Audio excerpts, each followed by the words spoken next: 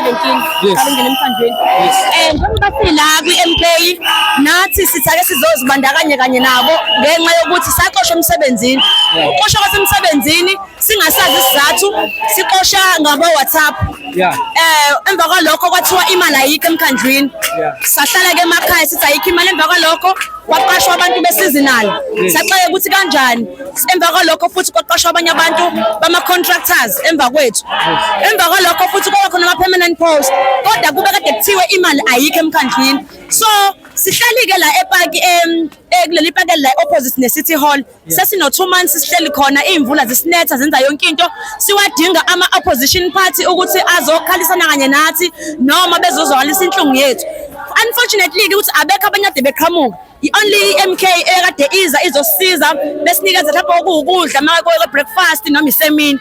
So njengoba silana-ke nathi sizozwakalisa kona lokho kukhala ukuthi sicela umasipala enze ubulungiswa kumanje kunabasebenzi ade bebanjelwa ama-UIF bengayitholi imali zabo. Okwesibili kunabasebenzi la abavela ukuthi ka-Labour ba-permanent.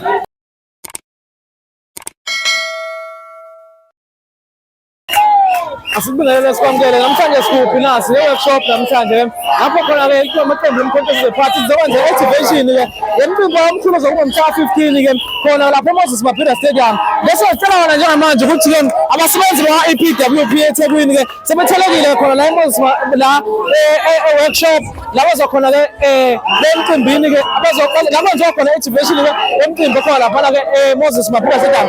Njengamanje sikhuluma nosisi ka naye osebenza ngaphansi kwa-EPWP. Sibingelele sikwamukele unjani? Ngiyaphila kakhulu.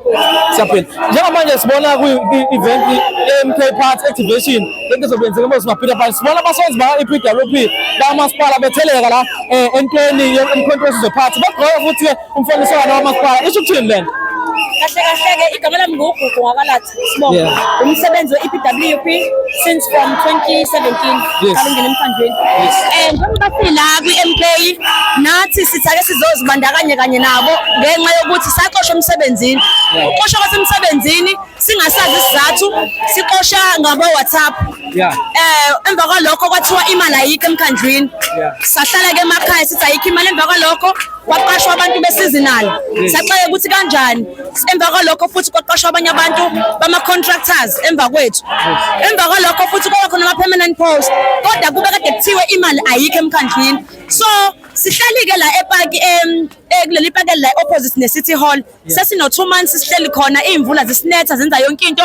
Siwadinga ama-opposition party ukuthi azokhalisana kanye nathi noma bezozwalisa inhlungu yethu.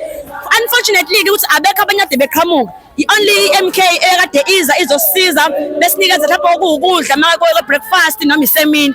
So njengoba silana-ke nathi sizozwakalisa kona lokho kukhala ukuthi sicela umasipala enze ubulungiswa kumanje kunabasebenzi ade bebanjelwa ama-UIF bengayitholi imali zabo. Okwesibili kunabasebenzi la abavela ukuthi ka-Labour ba-permanent kodwa yet bakusaka EPWP.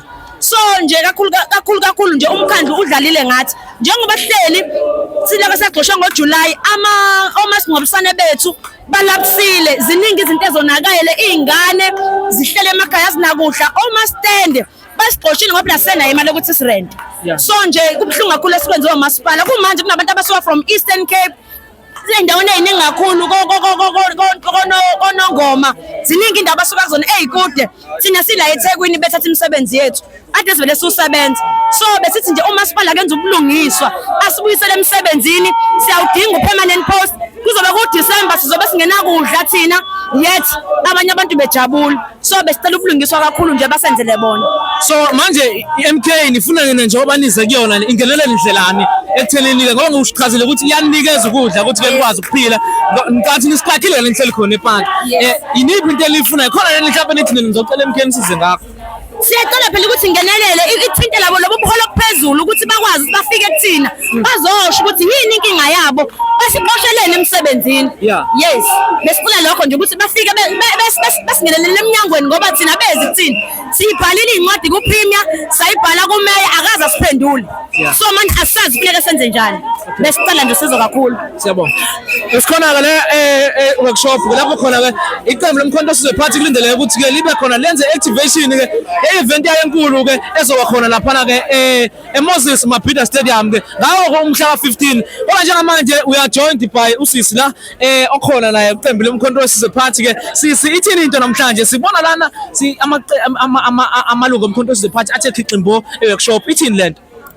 Namhlanje njengoba silana e-workshop kahle kahle sizothi kubantu asibuyele emntwini namhlanje sizobatshela abantu ukuba sine-rally nje ngomhla ka-15 eMoses Mabhida.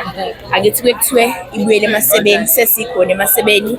Asikhohlwe phela ukuthi la eKZN especially eThekwini iyona indawo yathola ama-votes amaningi, so asikwazi ukuthi silibale leyo njengoba sesikhona-ke sizothi nje hayi umkhonto uyagwasa ulokhu ukwazi nibona nje ukhona nama-EPW nawo azene aneyikhalazo zawo nawo sikhona sibantu we are active, we are live. Sisi awushele umuntu osekhaya obengazi ngalento yenziwa namhlanje ubani mhlambe umuntu omkhonto wesizwe party mhlambe kuma members aphezulu okusamlindele ukuthi ngambone eqhamuka la namhlanje? Ningalindela ukuthi kube khona umuzi, kube khona talent Kubeka. I think those are members of parliament. So yeah, they are here to represent MK Party. So abantu abeze nje ngobuningi babo ayenilinde mhlambe there are more surprises azobakhona futhi because niyazi kumkhonto ukuthi singathi mhlambe khona umuntu ozayo kuvele kube khona i-surprise enkulu futhi kunaleyo. Yes. Umkhonto wesizwe is more on the ground, is more kubantu. Ithini lento? Uthini umkhulu menitshela methi ngenani kubantu? Uthini uPresident Jacob Zuma methi ngenani kubantu? Ngoba umkhonto wesizwe party most yama members omkhonto wesizwe party asogcina ukubona ku TV but sawubona on the ground. Ithini lento? Nanokuthi into abantu afanele bayi-understand is that umkhonto wesizwe party is here to liberate us. Yes. Umkhulu, he has the black people's interest at heart kakhulu. Yes. And siyabazi ukuthi ubaba njengoba elikhathalela kakhulu ilizwe, ebakhathalela kakhulu abantu abamnyama, kufanele ukuthi sincelekeni ukuze nathi sizoqhamuka sizodeliver kubantu njengoba nenibonile into eyenzeke kwama-votes kunikhombisile ukuthi njengoba de sikhona ebantwini sidilivile naye ubaba sifuna kwenzeke lento loba anesifiso sayo kulelizwe leli. Sikhona nje sesithena nje umuntu emntwini sibuyele emasebeni akufanele sikhohle ukuthi abantu ibona abanepower yokuthi basibeke, ibona abanepower yokuthi basuse. Njengoba nibonile nje kwamanye kwama-province ukuthi babileke namagwaba abakona-ke phela ukuthi bayasaba ukuthi basizwe but thina la eKZN phela asinavalo ulayini nje uyaqonda eKZN ulayini nje eKZN uyaqonda abantu bese bethe asicela uyasuka uyasheshisa asidali la asidali. Siyabonga kakhulu-ke njengoba sisho ukuthi-ke sikhona la e-workshop afethu-ke la kulindeleke khona ukuthi-ke iqhubeka njalo i-activation yomkhonto wesizwe party-ke khona uyabona-ke i-stage society-ke sindela ukubona abantu abaningi abaqhamuka ngaphansi lona iqembu lomkhonto wesizwe party nakamanye ama-members omkhonto wesizwe party-ke akhona la kuyona-ke le activation yosuku olukhulu elizoba seMoses Mabhida Stadium. I salute. Cut.